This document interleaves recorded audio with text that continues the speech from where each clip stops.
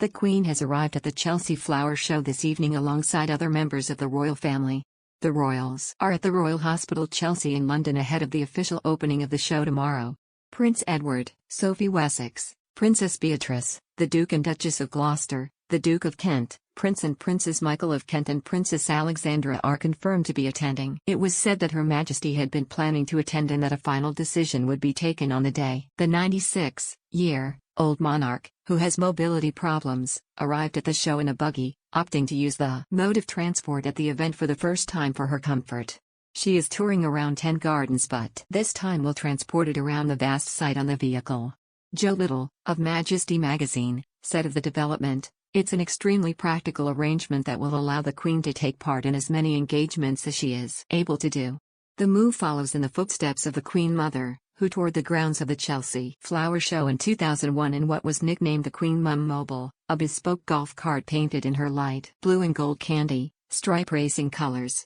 Last week, the palace said that the Queen was hoping to be able to visit Chelsea, and she arrived just after 5:40 p.m., dressed in a vibrant pink outfit, smiling as she sat in the open-sided vehicle. Her Majesty, who confessed during an audience in February to not being able to move, is just 10 days away from the start of her high-profile Jubilee celebrations. She made a surprise appearance at the opening of the Elizabeth Line last week and went to the Royal Windsor Horse Show and the Gallop Through History equestrian event this month, but missed the state opening of Parliament.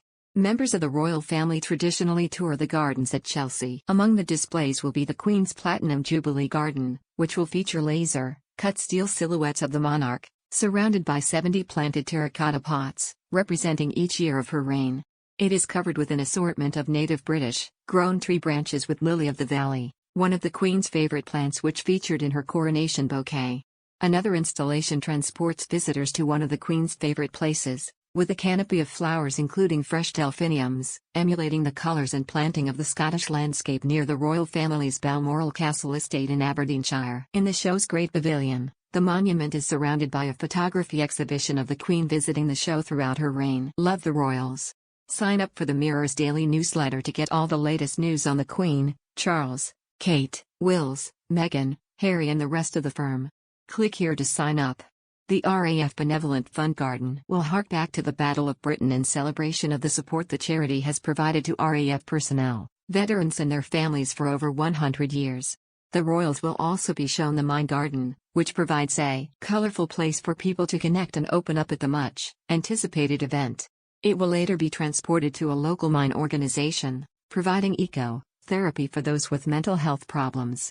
The gardening extravaganza is returning to its May dates for the very first time since the pandemic. The Queen has been the Royal Horticultural Society's royal patron since 1952 and was a regular visitor to the garden show with her parents as a child. She has attended more than 50 times during her 70-year reign. The announcement of her attendance comes after the Queen has been seen out and about several times in the last 2 weeks, despite suffering from mobility problems. 2 weeks ago, she made an appearance at the Royal Windsor Horse Show and later attended the show's main event, A Gallop Through History, which was broadcast on TV.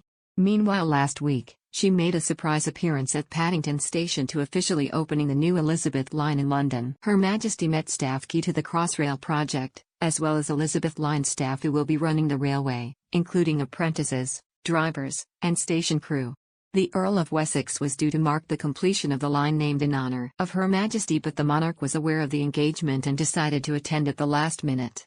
However, several weeks ago, she pulled out of attending the state opening of Parliament, and left Heir Prince Charles to read the Queen's speech for the first time.